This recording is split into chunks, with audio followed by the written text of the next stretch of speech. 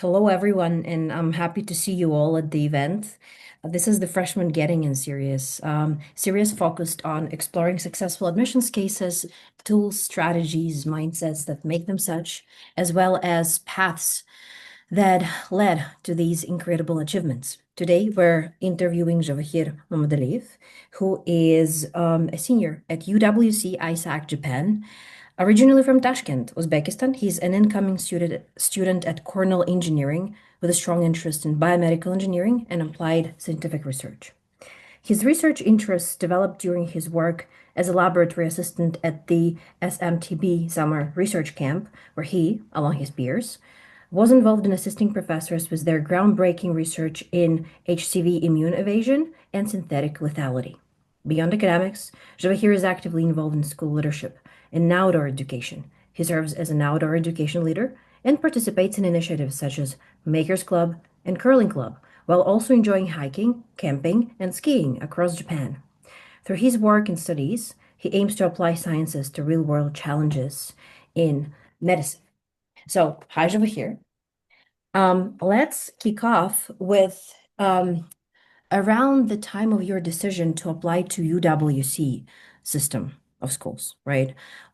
Yes. Which schools were you considering at the time, and why those schools? You meant when I was applying from Tashkent Presidential School to Yes, UWC or? exactly, Okay. exactly. And when was that on the timeline? Okay, so in 2024, Hmm. actually 2023, to be fair, I was a 10th grader in Tashkent Presidential School. Hmm. And I had only 1 year, even less than 1 year, to actually like research about universities, sum up my ECs, write essays and other stuff. But I thought I was not ready, not really ready for this whole like thing that I'm like this college admissions and other stuff. Hmm. So I had a friend, Timur Polyakov, who Hmm. I think most of you know. He's Yeah. also a Cornell student. He went to UWC Southeast Asia, and Hmm. we studied at the same grade. So he was my classmate for like 5 or 6 years. But he went to UWC 1 year earlier than me because UWC's selection works based on age. Hmm. I was too young, and but he was like, all right. And so he told me, well, apply to UWC. I think you're gonna pass, you know. Um, and then I tried my shot. I hoped that like I would get to UWC because it would be like my place of escape because Hmm. I wasn't really ready for what's it called, college admissions. Hmm. And I got in. Got selected by a national committee, and now I'm studying at Japan. All right. So now reflecting on the journey, right? You did study, you studied in quite in a top tier school in Central Asia, right? Which had Yes, quite a lot of resources and also rich intellectual academic culture with quite high level of rigor, yes, which prepare students to pursue top education, top international education quite well, I think. We can yes, see that according to the results that these schools produced over the last years. And yes, now you study at UWC in Japan, right? Which is yeah, also a top tier, but a very, very international school, right? yes, That has its also distinct culture, quite high level of rigor. Now, comparing these two educational systems, yeah. um, like how do they actually differ? What are the strong areas of presidential schools that, for example, you won't find at UWC? And how does UWC specifically stand out? Yeah. Based on my experience, at least with UWC, I know that like different UWC have different cultures and other stuff. Yeah. But based on my UWC and my experience in Tashkent PS, I would say that Tashkent PS um, was more academically, I wouldn't say demanding, but like you had a lot of peer pressure. Hmm. So if you would underperform, like getting B or like 4 out of 5 scores, right? You would be peer pressured and like be considered as like, a little bit stupid or dumb. Like, Mm-hmm. sorry for my Mm-hmm. jargon, right? In UWC, it's a bit different. Here, everyone like the grades of like the people and their academic abilities like vary a lot. There are people who are not that good at academics. There are people who are like excellent academics, right? Mm-hmm. But I think that's what makes like UWC like superior to the Tashkent Presidential School, because Mm-hmm. in Tashkent Presidential School there was only one ideology. You should perform the best, right? You should be the best. You cannot perform under like a 4.0 GPA and whatever it is. Mm-hmm. But in UWC, it's more about like, well, we need to understand why people are not like getting this good scores. That we have different opportunities. We had different opportunities. We had different backgrounds, and that's why we cannot perform like similarly or like at the same level. And yeah, I think the thing that is superior in WC is that there's a lot of like different perspectives, Mm-hmm. not just on academics, but overall on everything Mm-hmm. as compared to Tashkent Presidential School. And during this time in UWC, I've actually learned quite a bit about cultures, about how to speak with people properly. And yeah, Mm-hmm. So overall, it's much more holistic, most possibly personalized rather than standardized because of yes, the magnitude of diverse perspectives present there. Okay. yes. Now, speaking of the kind of mindsets it produces, right? It feels like in presidential schools, um, the dominant model is, hey, there's academics, and that's the most important thing. And this is what basically drives your direction, decision making at like how you grow in how you grow and develop, right? Meaning you prioritize subjects and completing what you're expected to complete, right? But at UWC, there's much more freedom in defining that for yourself, or what? Um, I would say so. Yes. I mean, in Tashkent Presidential School, we were like academics was, I wouldn't say like not for everyone, but like for most people it was like top priority, to Mhm, pass A levels with A stars was like everyone's like what's it called, goal. mhm, But in UWC, I don't see like anyone right now, especially after mocks.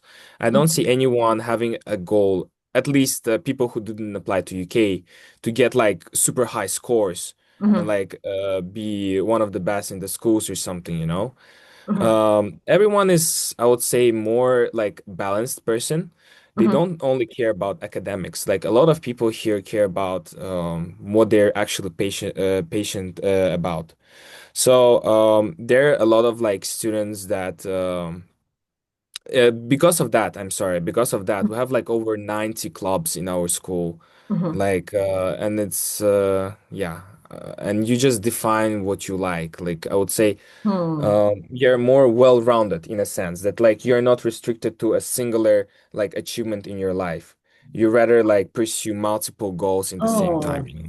this is interesting. So it's like from very early you learn, not very early, but like as a young person there, you learn to define kind of what achievement or success would be for you. And also, you're centered around pursuing your passions. And that's what at the core you're expected to do. So, kind of excelling in your passion, which might not be academics, but long term, it will produce much better results than being just focused on academics. Yeah. Yes, I believe so. Yeah. That's exactly what Okay. I want. Okay. Now, how do you see that reflects in more long-term achievements of UWC graduates? Achievements, Uh, development, like what they do in the world. yeah. So the thing is, here we have like people from really different nations. Hmm. And I would say that UWC is literally like woke culture. I don't know whether everyone knows what woke Hmm. culture is, but like it's essentially like a culture that forces like embracing identity, being more liberal, and this kind Hmm. of things. Hmm. In simple terms, I mean it's more complicated than that. But because of that, there are like so many people from different countries that like maybe right now in the war. right, with each other or have huge Mm, disputes, right? But they still come together and sit on the same table, eat from the same like plate and other stuff, right? I mean, to be fair. And instead of like fighting, they actually can discuss like negatives and positives of this war and like maybe like see their own side of the story and other stuff. mhm, And I think this is really good because in our, at least in our school, there's like not over 90 different mhm, cultural representatives from 90 over 90 countries or something like that. And because of that, because we embrace like this international community from the very young mhm, age, right? mhm, We tend to be more like open-minded to like like consider different perspectives. mhm, Uh Back in Tashkent Presidential School, we also had like this mhm, global perspective thing, but I wouldn't really learn anything about like different perspectives and other stuff. It would be mm, like just a theory, you know? But when you come to yeah. UWC, you see it in practice and you actually start to like learn and understand other people. So it's like it's deeply embedded at behavioral and meaning-making level of humans who are there, rather than like, hey, we're learning global perspectives. This is how people do this in the world, right? While Yes. still we're kind of being too connected to our pre-existing beliefs, right? And mostly are Mm. guided by that. Okay, now we'll get into the topic that I'm opening right now a bit later, but um, like admissions wise, right? Yes. Um, how do you see residential schools prepare students to, like for the process of admissions and how Yeah. UWC prepares them? And I think the answer is quite obvious, right? That if you're at UWC, the gap in understanding what admissions is like at kind of international, very competitive level, right, is smaller. It comes more Yeah. naturally, right? But what is the thing that determines that? Is it this global international culture or what is it? Um, so for Tashkent Presidential School, I would say the best thing that they do for us to prepare us for college, I think, is academics, Mm-hmm, mostly, mm-hmm, and because they put us into the competitive environment. mm-hmm, Like I don't know whether you know Saifullah Saidov, who studies mm-hmm, at Princeton, and like Abdulaziz, who studies at Harvard. But I was literally living with them for like 1 year. And because of this pressure, like they're like you see like people achieving so high, like doing so much to achieve, a lot of things. You start to like how to say, start to like push yourself to their level, you know? Um, but in WC, I would rather say that um here, we don't really aim to achieve the highest results. We aren't here to like get into the top colleges, right? UWC is more about like finding yourself, like finding your passion and like other mm-hmm, stuff. mm-hmm, So most students don't even want like there is a good saying by my university advisor at UWC. I wouldn't wish Ivy League even on my worst enemy. It means like that Ivy League is really like competitive environment. It's not suited for everyone, mm-hmm, right? And this is a really good quote because I believe that like most students, at least in UWC, right? And I mean around the world, right? They just want to go to Ivy League because it's a huge name. They don't really realize like how much pressure there is, how much like stress you undergo as yeah, compared to other people, you know? mm-hmm, But in WC, it's more like university, like choose your university based on your happiness. Most people choose like mediocre universities, right? But that have like really good, I don't know, sports or really good like some kind of clubs, or like some good research that they want to involve in. And they're happy there. Like I've seen a lot of like seniors that went to universities that aren't Ivy Leagues, and they're really happy with their results. And I think that's like the biggest difference. Like in UWC, we aren't prepared to like achieve the best results, but rather like through experiencing this UWC community, you're gonna find yourself and find your passion, Mm-hmm. and then you would apply to the according university. Mm-hmm. Hmm, that's quite Yes. interesting. And one more question related to the UWC, which comes from Israel Beck. What was the hardest Yeah. challenge you had while studying there, or you still have while studying there? I would say I'm really how to say not shy person, but I don't like to talk to people that much. Mm-hmm. Sometimes it's really hard to connect with people here, especially because we have like over 90, like people from over 90 different countries. And yes, right now, mostly maybe I'm struggling to connect with everyone. Like, in the past years, I've only connected with like maybe 20 to 30% of the school, which I think is sufficient, but I would really like to, connect more.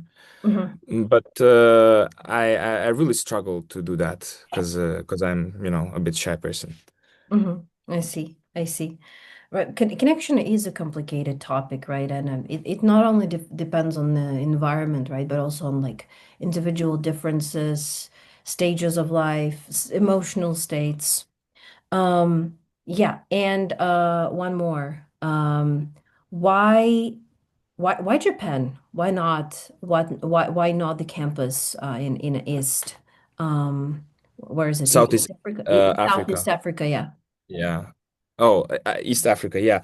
Um, So East Africa was my second choice. My first choice was Japan, and the reason is I've been to Japan previously. I've traveled there once in my life, and I like their Mm-hmm.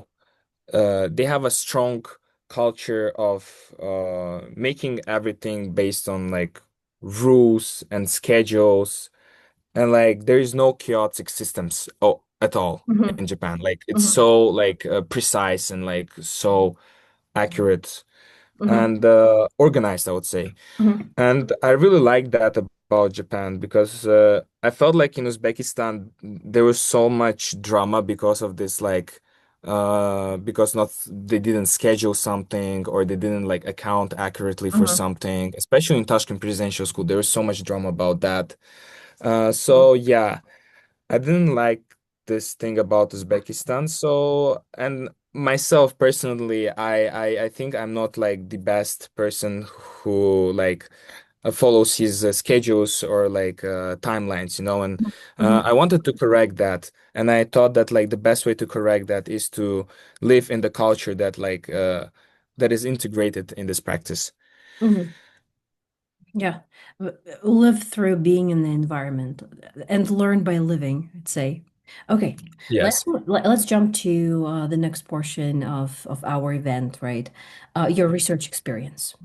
The Yes. most formative extracurricular experience in your profile is your 2 year participation. I'd say not like 2 year long, right? But like participating two seasons for two Yeah, yeah, seasons, right? In the yeah, School of Molecular and Theoretical Biology, which is SMTB, a fully yeah, independent summer research program that targets CAS country high school students underserved by research access, while also accepting around 10 international participants. The venue rotates annually.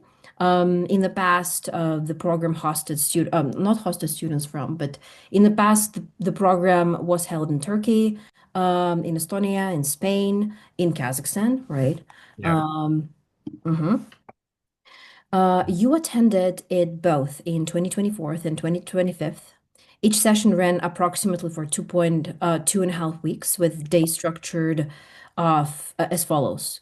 You had 4 to 5 hours of lectures and seminars in the morning, followed by yeah. 6, 7 hours in the wet lab, roughly 10 to 11 hours of committed science per day, which is a dream experience for people who dream of becoming scientists, I'd say. Yeah. Yes. And yeah, in the 2025 session, you worked in a lab of a professor from the University of Pittsburgh, Institute on Aging, on the research Yeah. topic. Yeah, harnessing synthetic lethality for selective targeting of human cancer cells. Yes. Um, yeah, okay. Wait, wait a second. I think I drifted a bit away from from where I wanted to go. Let's kick off by discussing what is basically what is a wet lab research versus reading and writing research, and why does the distinction matter? Because I believe here in Central Asian culture, especially amongst high school students, right, the way we think about research and the way we know research is you're deeply interested in some abstract topic, right? You choose the topic, you go, you read materials, you find, I don't know, advisors, Mhm. you read, analyze, synthesize, you write, you produce research paper. That's how it's done, right? So this is reading and writing research, but what is a wet lab research? How is it different?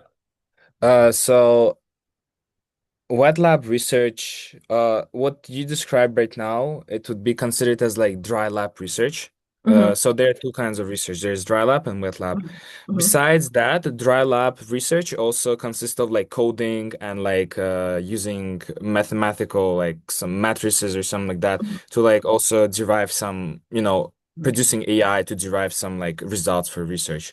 But wet lab is more like uh, actually doing research in the proper lab. Like, how would I describe it?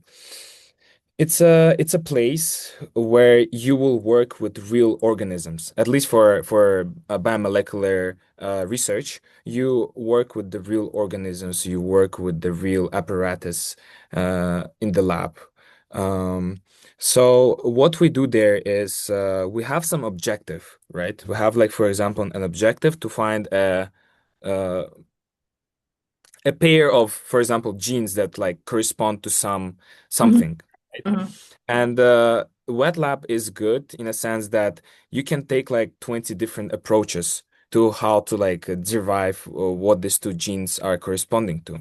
Hmm. And yes, and then the difference is that we don't really use any coding or we don't really use any like AI to Hmm. derive it or any preliminary research. I mean, we do preliminary research, but not like we derive the results from different researches. We read the research, we understand it, we have some hypothesis, right?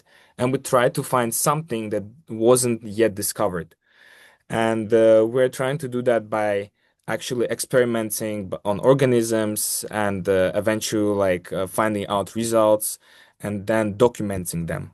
Hmm. And this is as compared to like a dry lab research.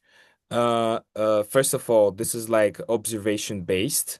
And second of all, it's in most cases it's novel, so it's like new, you know? Hmm. For example, in CIS, like when people like sometimes they talk about research, they think about like reading like 25 articles and summarizing it.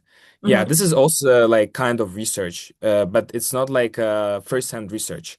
Hmm. It's just like a summary article you're writing. What we did in wet lab was actually first-hand research. So we needed to find something new, like something that hasn't been discovered yet.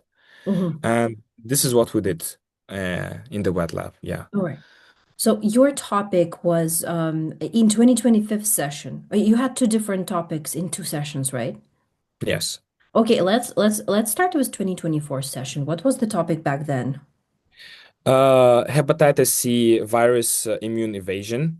Uh-huh. So I don't know whether everyone knows your biology or not, but viruses tend to change their form and therefore deceive human organism, Hmm. human immune system, and infect them.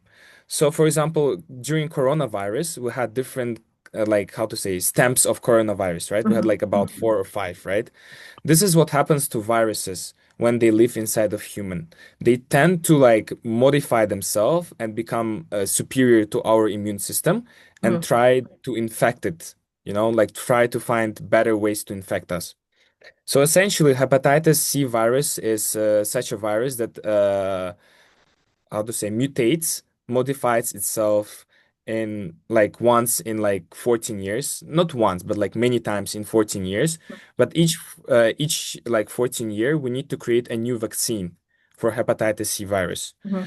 And so how do we do that? We every year we record like different mutations, different stamps of hepatitis C virus, and then we track their genes, right? Try antibodies and other stuff.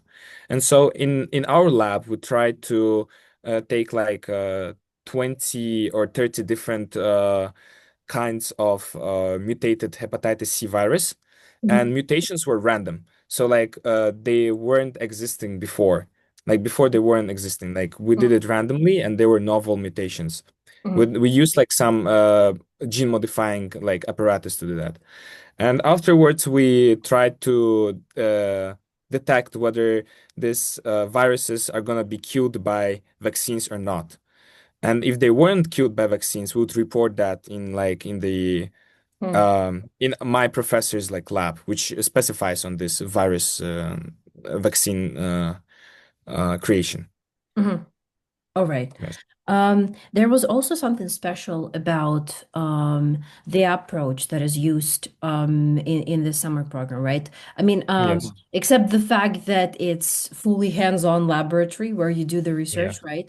Um, the special thing is lies in how they um, guided you to engage with the research. Can you tell us a little bit more in how they mentored you, how they Yeah. taught you or not taught you? And Yeah. how it contributed to your future as a scientist, as a biomedical engineer. Yeah. So, first things first, I'm really grateful to have two best mentors throughout 2 seasons of SMTB. Mhm. Uh, their approach is really, how to say, interesting because even though I was really new to the lab, right? I didn't know how to pipette. Like I couldn't even use pipette properly because it's a bit different than a usual chemistry pipette. They would introduce us to basics in the first like 2 or 3 days, but after the words, they would give us full autonomy over the lab, and we would guide the research to the further steps until we reach the result. Mhm. And the good part of it is that it actually gives you potential to explore scientific thinking, Mhm. right? So scientific thinking is not only about like following the rules that are written in the paper. It's actually writing those rules, right? Writing those rules or modifying these rules. And this was the good part because giving this autonomy made us like think, I would say, out of the box Mhm. and drive actually our curiosity. So instead of like me feeling like a robot, I actually felt myself as a scientist that was trying to, explore something new through my own methods. Mhm. And that was the best part of it. Even though sometimes the results were not achieved that we wanted, right? There wasn't like, how to say, a pressure or like, oh, you're like, get out of my lab. I don't want you here, right? Even if you did mistakes. No, Mhm. what they did, they said, oh, you made mistakes. It's your full responsibility to correct it. So Mhm. I'm not involved in this mistake. You should correct it somehow. And I think this is also a good part of like letting students to explore the responsibility, especially in Mhm. the lab. Mhm. Because even though like you are allowed to do mistakes, you should also face the consequences of doing mistakes yourself. Yeah. So yeah. I'd also say there has to be like a safe environment for making the mistakes and fixing them. Because very Hmm. often I feel like um, when you do mistakes, I mean, I haven't been to Uzbekistan or like Uzbekistan presidential schools, right? I come Hmm. from Kazakhstan and I graduated from presidential school here, right? Hmm. Um, and I remember that there was pretty high psychological cost of making even smaller mistakes here. So like you were Yes. scolded, you were punished for making them, right? And I feel like this culture is quite widespread across Central Asian schools and modes of thought, Yes. which basically stalls our innovative and scientific thinking and exploration, right? Yes. A lot. Yeah, also at UWC specifically, do you think that this is the kind of thinking that is also supported, that exists there, kind of a default? Yes, yes, yes. So I would say because it's like a more Western ideology here. Like here, mistakes are more valued than actually not making mistakes. Yeah, Like uh, we are always reminded, like make mistakes, make mistakes, make mistakes, because you learn from mistakes. As compared to yeah, like most Asian cultures that don't true. do mistakes. Yeah. Because the mistakes and the amount of them, I'd say, is the indicator of how much you act and how many more new things you try out and how much more feedback you get from the outside world to use in order to build something or to solve a problem better, right? Um, and I think this is how they view, and we gotta better be viewing the process of learning or doing anything, whether it is a scientific research or building a project, nonprofit, even, struggling through a subject, right? Letting thinking go into many different directions and then coming to certain conclusions somehow. Um, okay, great. Um, so overall, mistakes were supported. The environment was psychologically safe and actually supporting exploration. Um, and I'd say verbal expression, because here we're also, I think it's not very accepted to say what's on your mind, even if these are strange ideas. There, I think you are expected to say that because you might lose on an important discovery. All right, all right. Then how do you like did this experience and not did how did this experience, right? Contributed to building a successful application because it is quite important. It's very formative for you, right? Yes. You mean the research one, Yeah, yeah. I right? mean, like Okay. the participation at SMTB, right? The TB. environment, the Yeah. culture, the doing the research topic in the area you were doing it, right? hmm How it contributed to your application process and producing a successful application. Yes. So throughout SMTB, um, I've actually learned what like true passion means towards science, you know. Mhm, Previously, I just thought true passions towards science is ex like is manifested through just like reading books and just, like learning theory, and that's it. mhm, Uh, I mean, of course, like some scientists, like theoretical physics or something like that, requires that. This shows like exact passion, right? But mhm, for me, like the person that wanted to do medicine, right? Like just learning the theory was not. I thought I realized was not enough. And that like previously me just learning some random stuff from the textbook and applying theory, not applying theory actually, just memorizing the theory was actually not a true passion. True passion, I think, comes when you actually apply the subject, like when you actually engage with the material in the real world. And what I mean by that is that um You start living by it. yes, yes, yes, yes. And not only that, your thinking really shifts. Like you start to feel more confident about it. You start to like actually prove that you're a passion. When people ask you, well, what is your passion, right? And you say, oh, it's I don't know, riding horses, right? Or something like Mhm, that. Or mhm, mhm, back horse riding. You can't really give example of, oh, I read a book about like back horse riding and I know a lot about it, mhm, right? It's not really a passion. The true passion would be manifested if you like actually like did it. You actually like went and did like professional back horse riding or something. mhm, And the same thing is for me. I would really say that my passion lies in like what's it called? Research and other stuff. mhm, While I really couldn't yet like experience it previously. mhm, But afterwards, after experiencing it, I really understood that it was my passion, mhm, and I actually had a real life example and like experience with that, which I mhm, could show to college. which is really good because Yeah. colleges really love when you show real life examples, right? It's not like theoretical. Hmm. Would you be able to say that within that program, you faced an absolutely new level of freedom, and that's exactly something that contributed to, finding your passion, because you were able to make your own decisions in a very specialized area of Yeah. thinking, right? Yeah. And then you built your own meaning around what that is for you and experienced it in a brand new way. Yes. Yeah, I would say that's true. Mhm.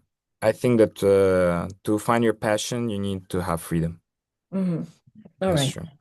Yeah, it's interesting actually to link it because, like, if you don't have it, how would you know that it's yours? Yeah, that's true. Yeah. Okay. So, the next question would be a bit more practical, right? When I had this conversation with you before this event, right?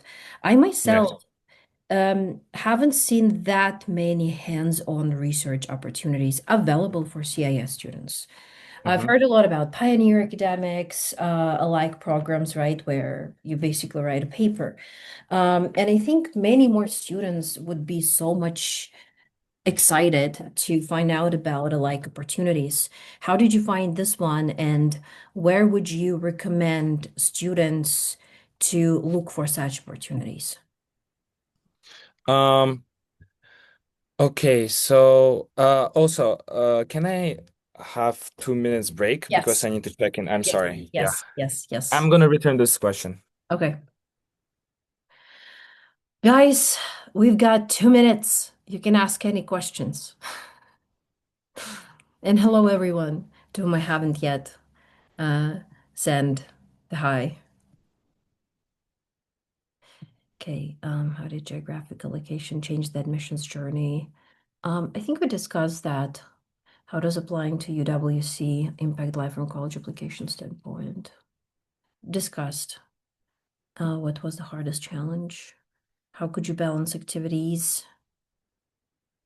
Um, okay. What would you do if you didn't get an UWC? Oh, that's actually a good question. A very interesting to discuss. Okay, but I'm not over here, right? But I also learned I had to balance a lot of things when I was a high school student and even now. Um, okay.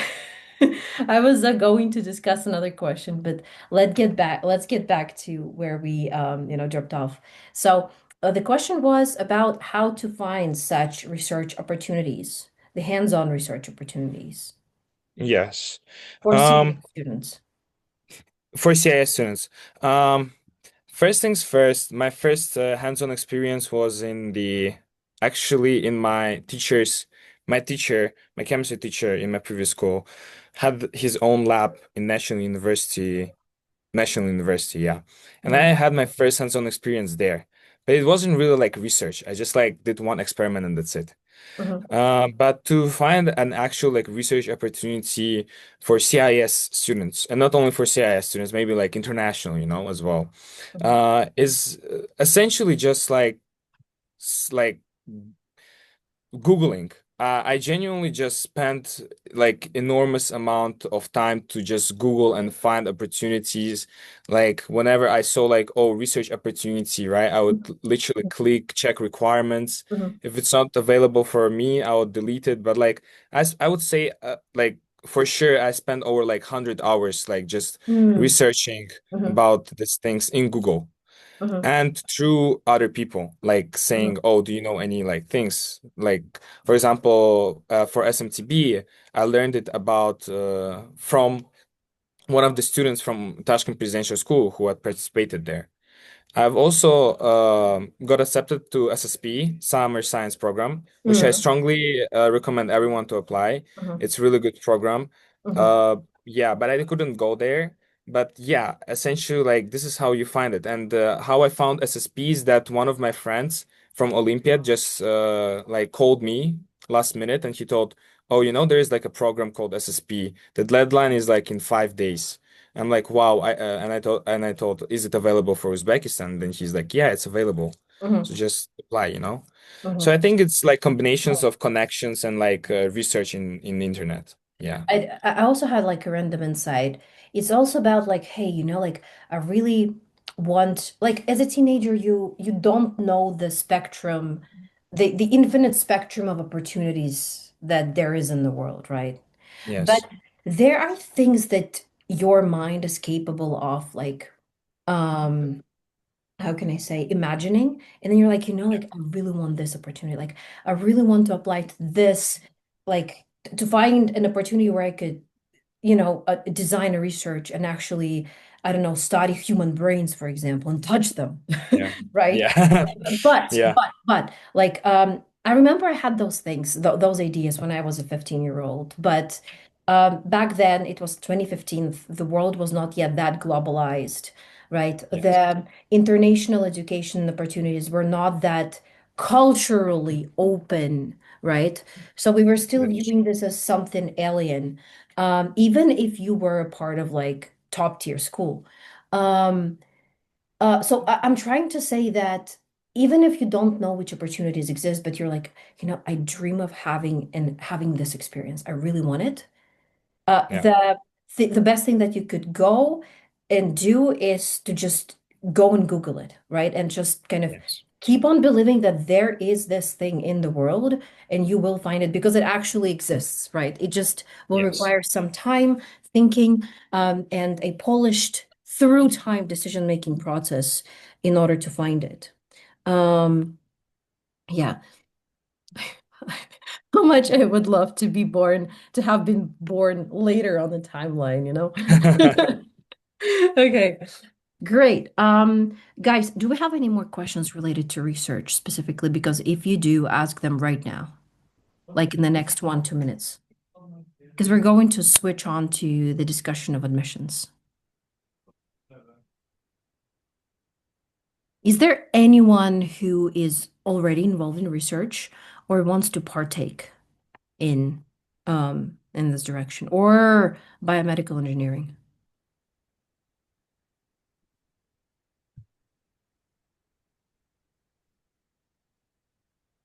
I still hope that the audience will be responsive a bit more. Okay, great. Nice. So wait a second. Let me get back to 2025 run of research, synthetic lethality. Okay, so um, how well did you know what you want to do professionally or in your life with yourself before going to UWC? Like, did you have any ideas of or visions of that? And how did they change through learning in UWC and participating in this program? Like, do you feel that you didn't just find your passion, but like you clearly started seeing, hey, that's me and that's what I'm doing for the next 15 years? Yeah. Mm-hmm. So there are two things that I learned, two different things that I learned. Mm-hmm. First thing is that during okay, so before SMTB, so before my research, I was like really interested in chemistry, and I thought I'm gonna become like chemist or something. But fast forward, I did research there. I really liked the environment in which they worked, right?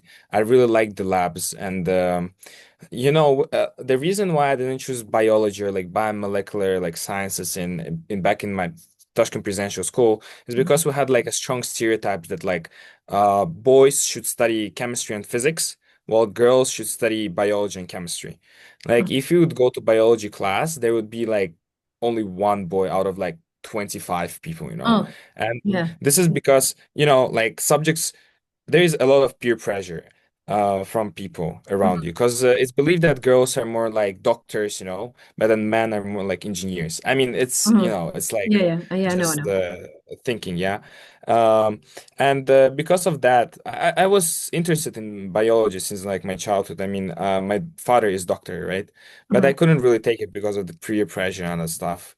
But eventually, when I came to that school, I just realized that, well, like I do not want to do chemistry.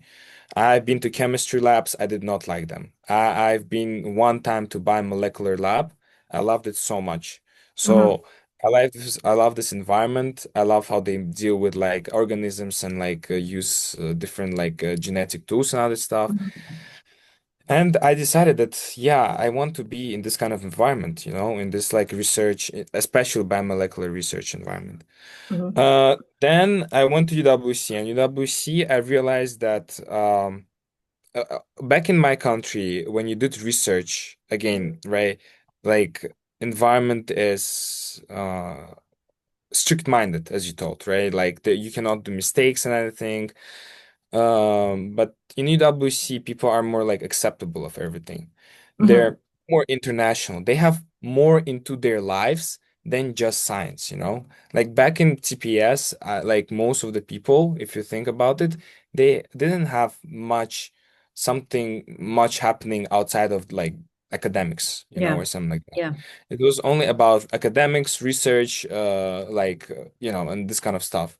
But Mhm. here in LWC, like you realize, oh, people just randomly start to like pick up hobbies, you know, or like they start to travel around like around Japan just randomly, right? And this is what I like about UWC. Like the is like this environment doesn't like force you to be rigid only Mm. about science, right? Yeah. But it actually allows you to like connect with people on personal level, which I really like. When you Oh. connect with people on personal level, even in like in where you work or where you study, it's Mhm. so much like more interesting. Your life becomes like so much more like bright, I would say. Yeah. Yes. I cannot agree more with that. I've been quite, Yes. like first, like extremely selective was the people whom I let into my life. Second, I was too focused on like working through the goals, working through the projects. And in the beginning of February, I decided to completely change my outlook on human relationships. And I just started getting to know five new people every day or even more. And I've experienced emotional connection that I wouldn't be able to experience otherwise with the people Yeah. whom I earlier would have like some sort of prejudice about, or like I wouldn't even consider connecting with. But Yes. the question that I have is, you see these differences in cultures, right? I feel like it also reflects in how we engage with people, right? Yes. Do you feel like after you transitioned from more like Central Asian culture, right, into more international one, the way you engage with people changed? And would you be able to say that the depth of connection kind of, um, it's like watery water, but like the depth of connection became um deeper, like Yeah, stronger? yeah, I understand what you mean. Yeah. Yeah, yeah, yeah. So I would most definitely say that living in international like place really allows you to like give a good like outlook on like different cultures and their ideas, you know, Mhm. Mhm. and you learn how to respect much more, you know, and you learn how to engage with people much better. But at the same time, uh, you realize that you connect with people on on some level. And in most cases in here in UWC, right, this level is not too deep. Like you don't connect with them like through like some philosophical discussions or like ideologies, you know. You Mhm. really connect with just sharing what you think and just like maybe respecting their opinion because they're from some different background, right? And sharing like what you like to do, like hobbies and other stuff. Mhm. So I would say like the connection in UWC with each other is a bit more superficial than in Uzbekistan. Mhm. At least for me, because Mhm. I'm used to be like a person that connects with like few amounts of people, but like very deeply. But Yeah. at the same time, there is negative part to this thing is because like you get like how to say drown in like your circle, like Mhm. friend circle, so Mhm. much that you start to like forget like about other people, not other people, but like other ideologies, other cultures and other stuff. Yeah. And this is what I like about like being a bit more superficial about connecting with people. Like Mhm. just starting a small talk or something, is that you start to get more perspectives on different like lives and other stuff. and it doesn't make you like rigid or like, Yeah. indulged in your own world, just your own world. Yeah. Like you start to see that there's more to it than just your perspective or like your understanding of the world. That also supports a lot neuroplasticity. A lot. Yes. And like, hey, Yes. like very often you're like, wait, I expected that there are like that many people value this. You you Yeah. you you don't you don't even consider this thing. Now, what, and then it takes so many extra questions to understand the other person, right? And they surprise you in the ways that you would never expect, and that's beautiful. Um, all right. So now let's go to the, I'd say, last portion of our discussion, which Yes. is your experience in freshman full support program. Your writing, finding Yes. idea for the personal statement, and a brief or not so brief discussion of what good writing is, right? So when did you partake? I think through 2025, right? You took part in freshman full support program, right? How would you be like, how would you say, um, personally, right? Why having support of mentors, right, at freshman was so, um, okay, can I say life-changing? But I was like paramount to, developing and finding your idea and developing it. Yeah. So, when person writes about something, they write like their arguments, right? Like essentially, whenever you write something, you write about your own life and you reflect on it and you get some like growth Mhm, and some reflection and like at the end you essentially have some kind of argument, right? Like that this kind of life led to this kind of outcome.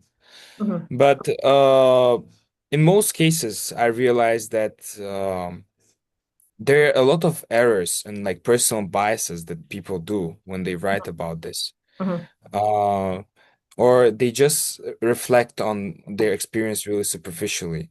mhm, And what freshmen helped me to do, like especially Sega and Valera, mhm, is to question my experience. Like I know my experience, right? But the thing is, you don't really know the reflection of that experience. Like sometimes you think, oh, I just like became smarter, right? mhm, But then diving deeper, you might realize that, oh, I actually changed my personality fully, right, after this experience, but I didn't realize it. mhm, And the reason why you don't realize is because again, you're too indulged in like um what existed before your eyes. And when you don't have anyone else mhm, to like actually say, oh, but you're incorrect, or like, oh, you have some error in your argument, you can't mhm. really see it yourself in most cases. I wouldn't say like all people do that, but in most cases, like if you're not Socrates, you won't really like find this like error or bias. And this is why I liked experience with freshmen because they made me constantly like question myself. Mhm, Like I came up with argument and they would like debunk it, and I would come with better arguments and they would again debunk it. mhm, Like at the point that like in one meeting with Valera, I was literally crashing out because like I was like, I've done so like I've give you so much reasons like why is it incorrect, right? And like, but mhm, eventually I realized that yeah, like I was biased again. mhm, And at the end, we actually came up with a really good, what's it called, idea, which mhm, was not like, which was like, I would say, of course, you still have a lot of bias in what you write, but it has like, how to say, less personal bias and it has like more outlook to it, and like it has like deeper reflection. mhm. Yeah. Um, like also a random insight that I got when I was listening to you right now. Not Yeah. every admissions mentor, right, would be Yes. able to spot such flaws or inconsistencies in your argument, right? So Yes. the process of building the application is not in how well you know admissions or like application, right? But mostly in how well you're able to communicate and write, how well you're able to work with ideas and delivering them to. the right people in the right Yes. way. And Yes. that's something that you yourself alone cannot know. You can be a great writer, meaning your English Yes. can be amazing, right? You can be creative, but producing a successful application for very competitive, like programs or universities, it requires a different kind of skill, not just plain writing, not just argument building, but something else, which is actually the product of not even courses, but I'd say a lot of experience, right? That's Yes. why the that's why full support has so much value. Yes. Now, the idea, right? You started working on personal statement and your application to US and not only US universities, right? In the Yes. beginning of 2025 year. Yeah. Yes. Okay, but you weren't able to find the idea until June, July, like the summer period. Is that right? Yes. Yes. That's a lot of time, right? But Yeah, wait, that's a lot of time. during that time, were you writing drafts? What were you doing, and why weren't you able to find the idea? What was the problem? So, I think that I mean I've been writing reflections with Sega a lot. Like, he has how much he has like 30 questions in his Mhm, reflection like list. mhm. But for each reflection you write about I personally wrote about like right now I think I have like 40,000 words like of reflection or something like that. Wow. And I didn't even answer for like all the questions. I answered only like 12 questions out of 30. But Mhm, like I reflected a lot about my life, about like what I think and other stuff. But for personal statement, Valera was like, well, we need to find like something like, really like first of all unique. And second of all, by unique I mean every experience is unique, but like actually what he meant is like something that would be like groundbreaking for admission officer. mhm, And then I would literally list him like a lot of experiences and like my reflections about them and other stuff. But he would always dismiss, like he would say, "Oh, this is too superficial. Oh, we can't talk about that much," or "Oh, we shouldn't touch this theme in a personal statement." Like, there's like some themes that you don't really want to touch, like politics, yeah. religion, and so like, um, and eventually we got to the point that he would just like randomly call me and we would just discuss some ideas, some random ideas, Mhm, like that is not written in my what's it called? Reflections. And one thing he noticed because when he phoned me, I was in the SMTB. I was mhm, going to my lecture. mhm, And he was like, "Where are you?" I'm like, and I'm in research camp. And he grabbed this and he was like, "Tell me more about your research camp," right? And I told a lot of things about research thing, right? And like quirky things that we did um, in the labs, like playing mhm, music and the stuff, right? And then he was like, "Well, but this is also same in Uzbekistan." He's like, "Oh, but did you have the same experience in Uzbekistan?" And then we found out the idea of like connecting superstitions and science just by one call. And it was so random. It was like on early like morning, which I mhm, didn't expect from him. mhm, mhm, Because he was really angry that by July we didn't have any idea. And through this like rough like idea of connecting superstition and science, which was like what he did with one of his students, but in like very completely different way, uh, yeah, we started to build on that. mhm. And I've written over like 15 drafts afterwards to like completely explore the idea and like give like the optimal outcome, Yeah. like Um, perfection. yeah. In that process of writing, right? Um, Yeah. First, there was an interesting approach to going through that process of writing. That's the first thing. And Yeah. second, through that process, you try to balance two domains or modes of writing, which is narrative writing and Yeah. reflective writing, right? Yes. Can you tell us a little bit more of what narrative writing is and what reflective writing is? And Yes. why is it so hard to connect both when you just start producing your personal statement? Okay. So, narrative writing is more about telling the story Mhm, as it is. mhm, And by telling the story, I mean, like, for example, like Shakespeare. He would just tell the story. And when in narrative writing, usually when people read the narrative writing, they need to come up with the reflection themselves. Hmm. Like they reflect on this narration themselves, and that's why like different people have different how to say it, interpretations of the text. Hmm. Hmm. For reflection, writing is more about how you see it. So, for example, I had some experience, and reflective writing shows what do I think about this experience, how this experience shaped me, in my opinion, Hmm. right? Like it's more about me rather than like the things around me, you know? And the reason why I need to balance is because one, if you write only narratively, first of all, admissions officer will not know how did you really not grow, but like what did you actually like come up with? How did it change you, right? Like because narrative writing doesn't answer the questions how. It Yeah. just like narrates something, right? And Mhm. it just gives like uh cause and not even cause, like just outcomes, you know? But Yeah. for the cause, like to find the cause, you need to reflect. And but if you reflect too much, you tend to omit like details or like make it sound more like academic writing. I mean, like by academic writing, I mean like research writing instead of like personal statement. Yeah. So you need to find like this not perfect balance. I mean, there is no perfect balance, but like you need to find balance at least, you know, where you Yeah. need to like uh combine this narrative and reflective writing. So it's not Mhm. going to be vague, but it's also not going to be too scientific and like too boring for them to Yeah. read. I'd say that also depends on the story and on what and you want to deliver, right? So Yeah. that's why the point about like there's no perfect balance between narrative and reflective writing. It just depends on the story, on the case, and Sorry. who you are, right? Yes. Um, okay, okay.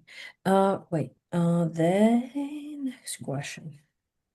Um, Okay, so you all right, 15 drafts after discovering the idea. Oh, and what was the approach that you took to work through that idea, right? Because again, it wasn't like, hey, I have this quite vivid vision of what I'm gonna tell, right? I just Yeah. have this idea that resonated somehow. I have intuition that it's gonna work out. But Yeah. still, it takes so much work to actually learn what the idea is, what it consists Yes. of, right? So how did you Yes. work through that? What was the process? Um, I would say in most cases, you just Mhm. write all the ideas you currently have Mhm. about the thing, Mhm. and you wait some time. You like Valera told, you let it marinate, you know, and Yeah. then afterwards you come back to it, and then you read it again, and with fresh mind, you actually start to like seeing the flaws and other stuff. Yeah. So that's what we did with Valera. Like I would write something, and then Valera would come and like look at my essays. Uh, Hmm. and he would give like, okay, even though I would look at the essays before him, right, and try to correct my errors and biases, he would still like notice so much more things than I did. Because of course he has like the different, I mean, uh, you, I believe that humans like to self-approve themselves. So like whenever they write something, they want to convince themselves, like subconsciously, that what I wrote is actually so good, you know? But in Yeah. reality, it might be like the No. worst thing you ever written, you know? Yeah, Yeah. exactly. That's why like I think that Valera helped me a lot with that. He helped me a lot to find like flaws that I couldn't really find because I was self-indulged. And after like reflecting this like 15 times, like doing this like 15 times, you just come up with like perfect balance between reflection and narration, Mm. find out like the optimal idea and other stuff. Because like the idea that we started with was almost completely different, not completely different, but like very, very much distinct than uh, to which conclusion we reached at the end. And Hmm. also throughout like writing, you also start to read different like philosophers. I mean, Valera would like like when he reflected, he would literally like point out some philosophers that had like different thought bubbles, right? And he Mhm. would say, "Oh, you should watch them," or like think about what they say, and Mhm. then I would look at them, I would like understand whether it matches me or not. And I mean, it takes a lot of efforts actually to come up with like good idea, like Mhm. final idea, and like Mhm. everything like that. Okay. It's not only about like, yeah, yourself. So overall, the process of writing was, and finding the idea was, hey, through a lot of discussions, through first Yeah. a lot of reflection, then a lot Yeah. of discussions, then Yeah. having quite active life experience that's aligned with where you're going, happening outside, right? So that you have, like a lot of new data input to reflect on. Yeah. And then boom. So overall, I'd say that's how pretty much it works with discoveries or like eureka moments. The more chaotic the system is, the higher is the probability that you're going to find what you're looking for, right? Yes. Which is quite interesting, right? Um, so live an intense, crazy life where you explore your passions, be deeply Yeah. engaged with something, reflect Yeah. a lot, have structured reflection, right? Meaning specific questions to write on. Have a mentor who is so much more experienced than you are, especially with background in, I'd say, different thought modes, philosophies, with a Yeah. lot of experience in kind of, um, you know, working through ideas and understanding what a good idea is and what a bad idea is, right? There's not so many people who would be able to point at it.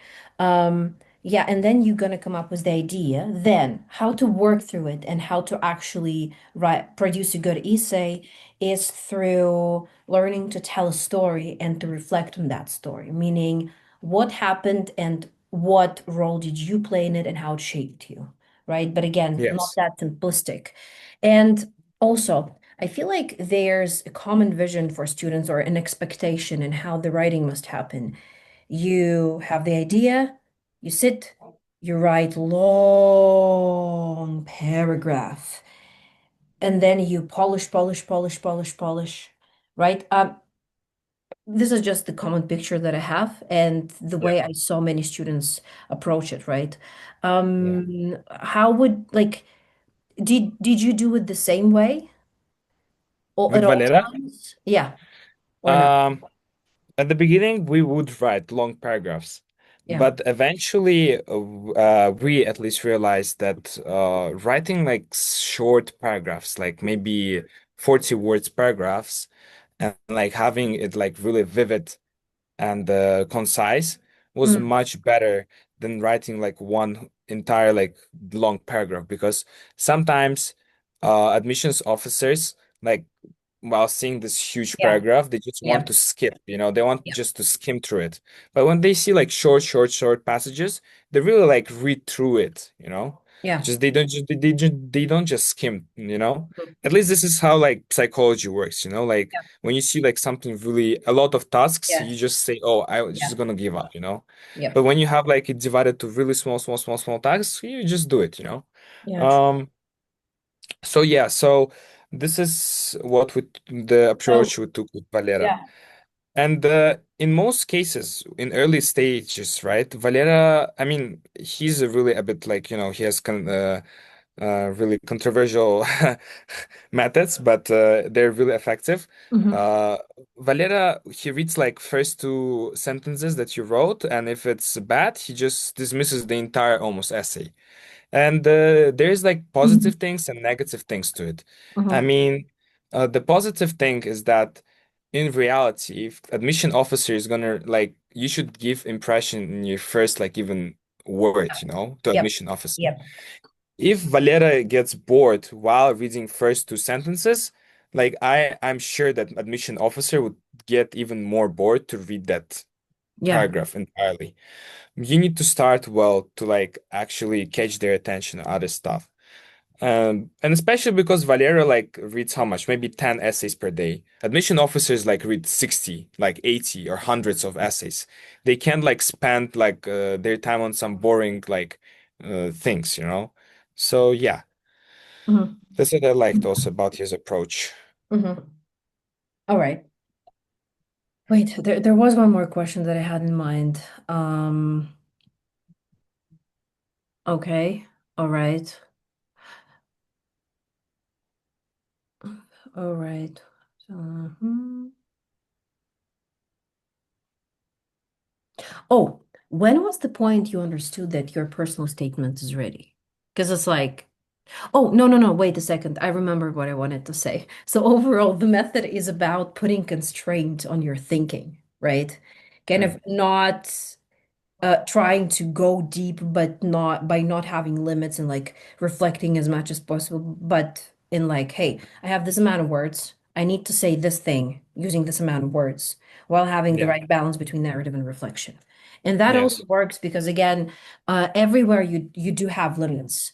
And it's very important to be compact and learn to deliver an important and smart, valuable thought in a few words.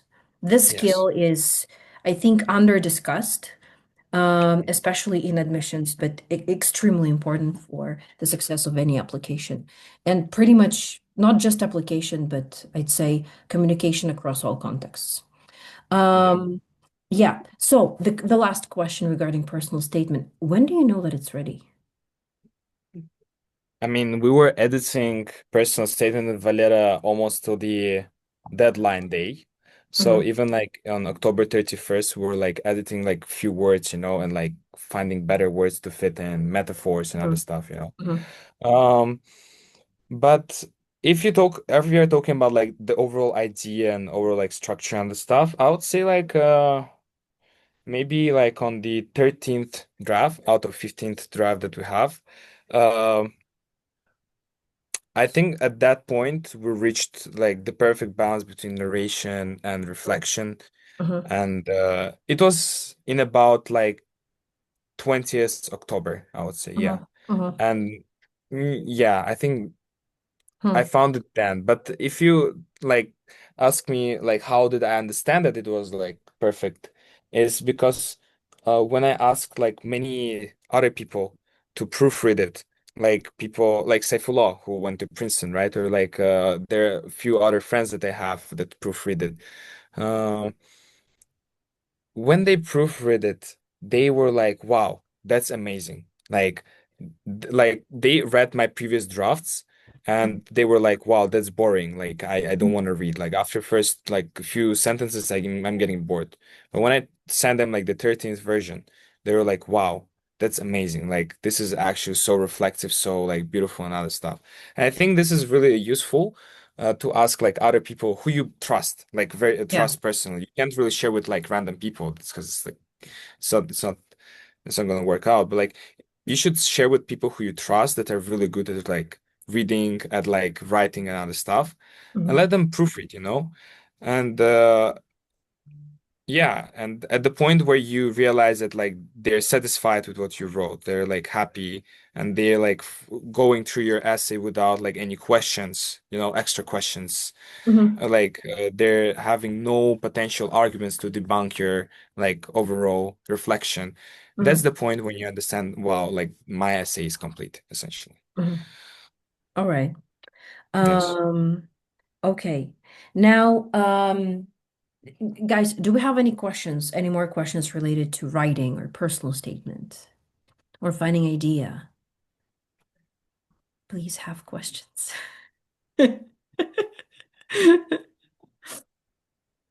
It's like through questions we interact with you, right? We have the human connection that we just discussed at the event. If we don't have them, it's like uh, it's less warm, it's less engaging. Yeah. And this is a life experience that we share with you. I'm trying to like create a better emotional atmosphere. Okay? Anything? All right. There's actually a few more questions related to research, but we're going to come back to them at the very end. Okay, wait. Now Cornell, right? How many US universities were you applying to? And was Cornell your top pick from the very beginning? Right? Yes. Yeah, please reflect on that. Uh, can you give me 1 second? I need to bring Absolutely. charger. My Yes, batteries are absolutely. going low. Yeah, Absolutely. I'm sorry. That's okay.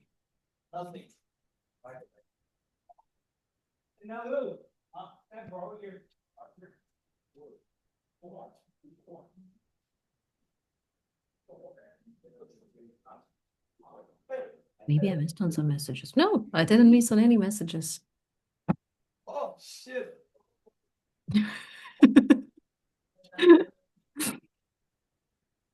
I hope you didn't fall.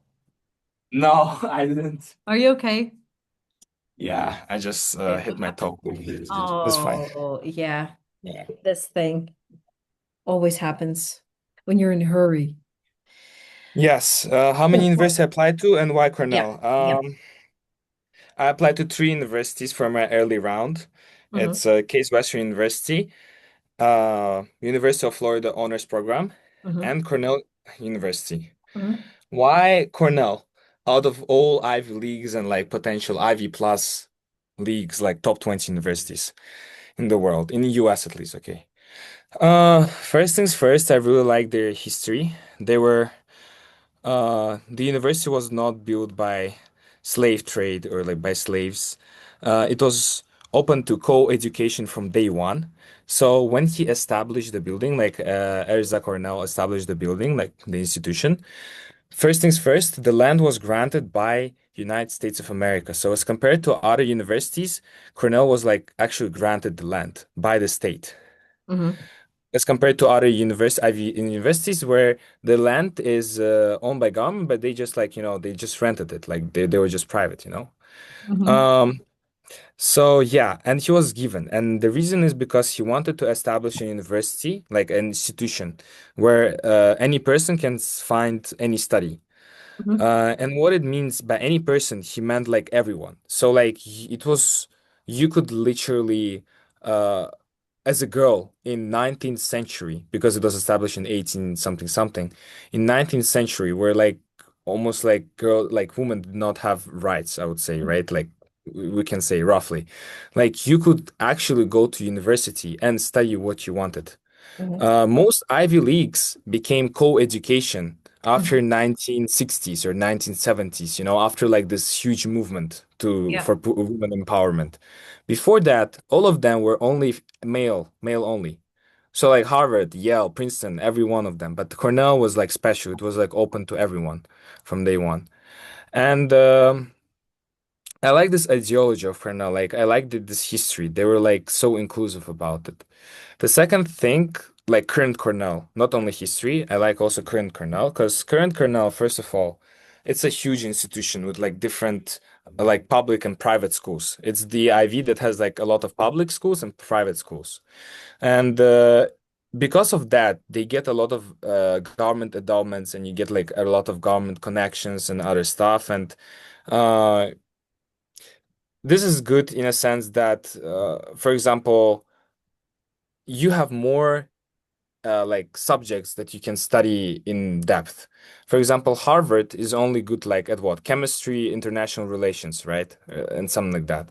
It isn't good at like, I don't know, engineering.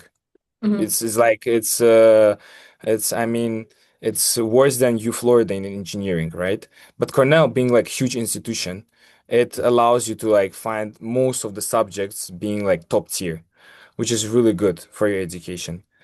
And currently, they also have like a thing called students clubs, student project teams. It's essentially like Cornell sponsors 36 different projects in engineering Mm-hmm. that is fully student led, and these students engineer like novel things. For example, there is like a project that builds bridges in Africa, Mm-hmm. right, for underprivileged communities. There is a project that builds like a medical devices for like people against like I don't know Alzheimer's or something. Mhm. There's like project team that creates like a bacteria for better agriculture systems stuff. And it's fully student led and it's fully sponsored by Cornell. And this is what I liked about Cornell. Uh, I experienced like full autonomy in research lab back in SMTB, and I wanted to continue this full autonomy in like university as well. Mhm. And that's why I felt like, yeah, it's a good institution for me to apply to. Mhm. All right. Um, okay. Um, how much time of your application preparation was put into university research? Uh, I would say quite a lot of time. Maybe like 10%, Hmm. maybe 15%. Hmm. But the only reason is because I had only like two potential choices. I Hmm. was like thinking either I'm gonna go to Princeton or Hmm. to Cornell. And Hmm. so I studied them both really deeply, Hmm. right? I weighted like rationally the chances of me being accepted to there, and eventually I applied. Hmm. But because I had only two institutions that I was Yeah. thinking Okay. for early decision, that's why I spent only 15% of my time. I mean, usually, if you want to apply to 10 also we have a restriction for amount of university you can apply. We can only apply to 10 universities, and that's why Mm. you don't do as much research as people who apply to like 30 universities, you know? Mhm. Like normal Uzbek students from Tashkent PS would apply to like 30 universities or something, you know? Mhm. Hmm. I see. Yeah. Why is there a limit? Like they kind of at UWC they financially support your application, or like Yes. why is there a limit? It's called yield protection. So if you Mm. apply to like a lot of universities, you might potentially like take other people's position in that Mm. universities. Mhm. So that's why it's limited only for 10. Yeah. Mhm. Okay. Okay. Noted. Noted. Do we have any questions related to Cornell?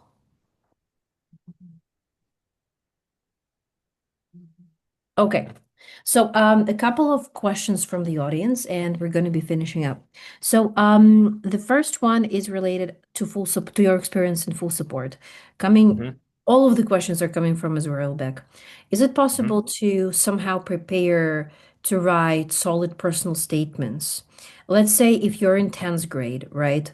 Um, if you knew full support insights when you were in 10th grade, how would that change your approach to writing habits and reflection, maybe? Um, I would most definitely write more. Like, because essentially, I had a huge problem at the beginning that I would just sit down and my brain would go blank, Yeah. or like there is also other case where my brain gets overwhelmed by like so much like arguments like that I want to put in, but I Yeah. cannot because of Hmm. the sheer amount of it. But what I learned and what like Valera like taught me is like just to sit and write. Even if like your personal statement is 650 words, you can write 2000 words. But after that, you can literally like cut down like 90% of it. Hmm. Eventually, you'll like and after you write all your thoughts, I think it's good to like let it sit for some time and come back to it afterwards. Hmm. This is one more problem I had. I thought like I'm gonna write it down and write in the same day, like at the same like after I wrote it, I would like go and try to edit it, which I couldn't do Hmm. because you get tired, your brain gets tired, and your brain, Yeah. it doesn't see like any flaws. But if Hmm. you do it the next day, right, uh, you get some time to think about it, to reflect on your own, like maybe before you go to sleep or something, and you realize the mistakes, and when you read it, and you can spot more Hmm. errors. And I would mostly like start to reflect more on my writing, note what I have missed. For example, oh, I wasn't concise enough here, and like make like specific comments, to everything. Because Valera's approach is also like making a lot of like specific comments. So Hmm. like even word choices, he would literally like just highlight it and then just write, oh, this word is not uh it's not really good for this theme. Like choose another word or something. Hmm. Okay. Yeah. Noted. I think I answered your question. I don't know. Like, Mhm. yeah. I'd say the insight is you would definitely just write more. You would reflect more, and when approaching writing, you would just sit and write. You won't get like you know you won't get stopped by hey having the blank page. Just having taking one idea and writing about it, right? Yes. Learning to Yes, choose yes, yes. from all of those ideas, right, is Yes. also a skill. And Yeah, also, and one more mhm, Yeah, and one more thing, I'm sorry to interrupt you. And one more thing is try to always debunk yourself. Like try to always find arguments that disprove you before mhm, you find the arguments that proves you, you know? yeah. That's what I learned in science. Like in science, we try to disprove things, not prove something. So yeah, Hmm. All right. Then there's a set of questions related to research. What kind of applications usually get accepted to research programs such as SSP, Lumiere, and Pioneer? Any thoughts on that? What is something Mhm. specific that make programs uh, okay, that make admission officers or like admissions committee think this is 100% financial aidable? How Yeah. are those undiscovered things are discovered? Okay, let's start with the admission topic and acceptance topic, right?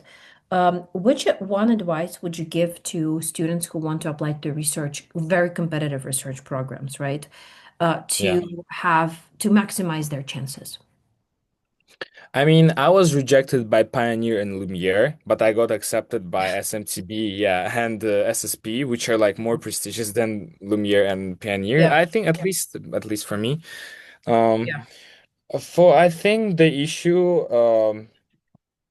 is that okay, the advice I want to give, like how I went through SSP, I got into SSP and SMTB, is that when you apply, you really want to give reasons how this program is gonna first change you.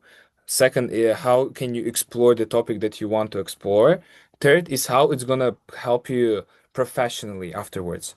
Hmm. Most like research programs and other stuff, they want really students that aren't limited only like to go to Hmm. undergrad and do like some like what's it called factory job afterwards, right? Yeah. They really want students who are like really passion they have strong passion about like some topic. Hmm. And these students usually go to masters and PhDs, right? So, for example, for my SMTB, I thought, wow, it's gonna be excellent introduction for my lab techniques in like for undergrad, right? Where I'm gonna take it farther and like maybe explore this in my masters or something. I can't really give specific details of my application, but I essentially mentioned that it's gonna help a lot with my career, especially because I want to become like a PhD candidate, right? Yeah. For SMTB, it was a bit different.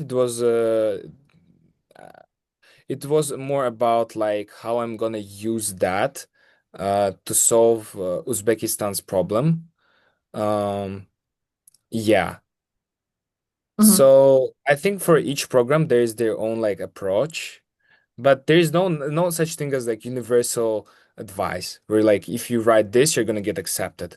I Yeah. think it's more like yeah, I think it's more like it depends on person. Like her I genuinely don't know why I got like such a different essays on SMTB and SSP, but still got accepted to both, and got rejected by Lumiere and Pioneer. Like, but overall, yeah, find objective, find maybe some cause for your exploration, and say how this exploration is gonna help you in future. All right. Yes. So overall, knowing and learning to communicate this information, right, and also discovering it is a Yes. great exercise. Yeah, and Yes. interestingly, right, a lot of students have some idea of what they want to do in the future, but when I read through their essays, the problem lays in not in knowing what they want to do, not in having the answers, but in actually coherently communicating that so that it has enough meaning, right? And enough personal meaning, right? Yes. Something that is not like, because maybe very often what I also see that students are like, okay, what does this program want from me? Right? There's too much orientation towards that, but the best answers come from like being incredibly authentic, right? Yeah. That's like when you read such answers, you're like, wow. Like you want to instantly admit the person. You want to give them the resources, right? When you don't Yeah. try to tweak yourself into getting accepted, but you're like, that's what I want to do, and you know that this is your opportunity.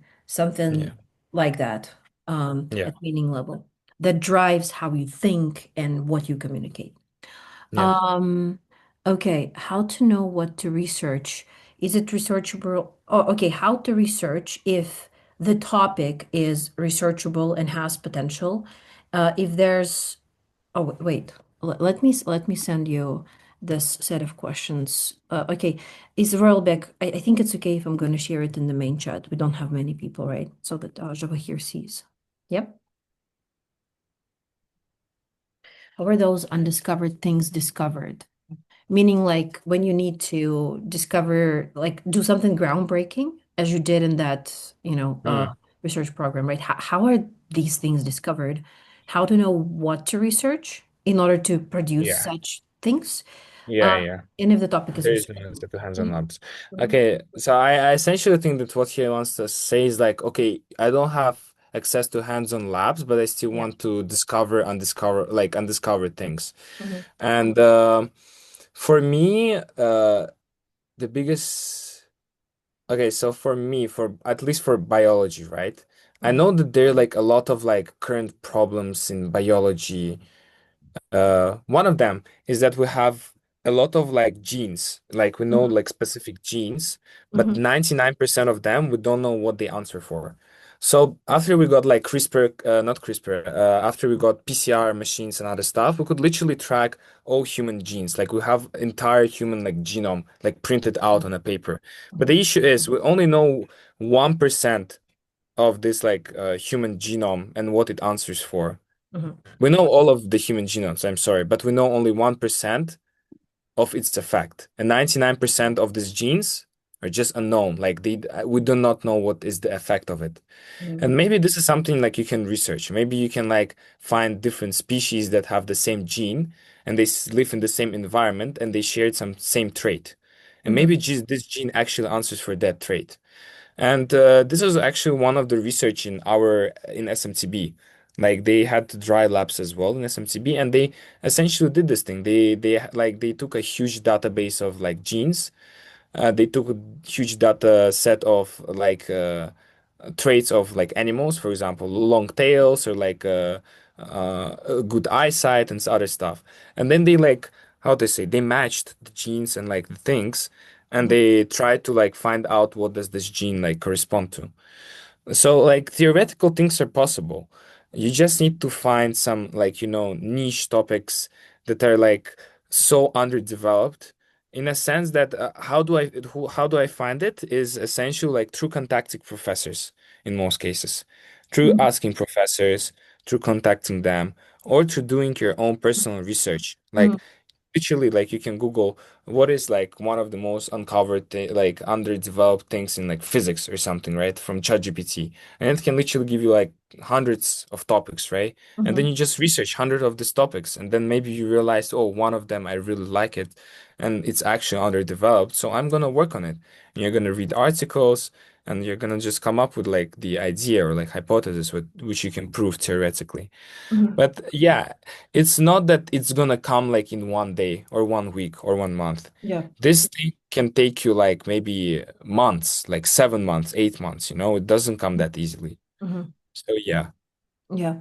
So overall, research yourself, also communicate with professors, basically professors. people who have the bird's eye view at a question or an industry, right? Or like they have Yes, very deep expertise. yes. Before that, learn the questions to ask, like know what you want to, not just what you want to ask, but like what you want to find out. Find out. Yeah, that. I mean, Um, yeah, and uh, And then an extra idea related to how are those undiscovered things discovered? I'd say, like, how do you discover your passion when you don't know how to discover it, right? Yeah, that's true. First you assume that it's possible, then you go and act as if it's possible. You learn, you read, you speak with people, and then you find it. And I think, I mean, it's too simplistic when applied to science, but I think that that kind of can work out, right? So like Yeah. it works from assumption that this thing is possible. If then you find out that this thing is not possible in the process generatively, you will have some other conclusions or ideas or directions to take. So if that is not going to work out, there's something else that you're going to find out in the process. All right. I think we answered all the questions.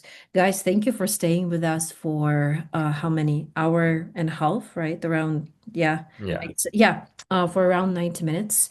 Thank you, Javokhir, for sharing your experience with us.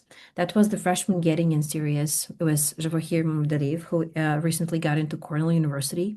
In this episode, we discussed his experience at UWC in Japan, in Nagano, and how the experience and culture of that school is different from alike top-tier schools in Central Asia, specifically the model of presidential schools in Uzbekistan, right? And how that contributes to higher, um, I'd say, admission success chances, and maybe how that contributes to, I'd say, scientific thinking, right? I wouldn't say scientific thinking, but innovation.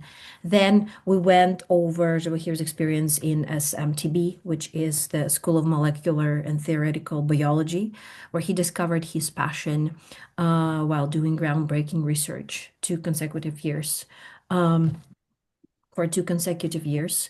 And we discussed his experience at Freshman Full Support Program, what good writing is, right? That writing is a very nonlinear process.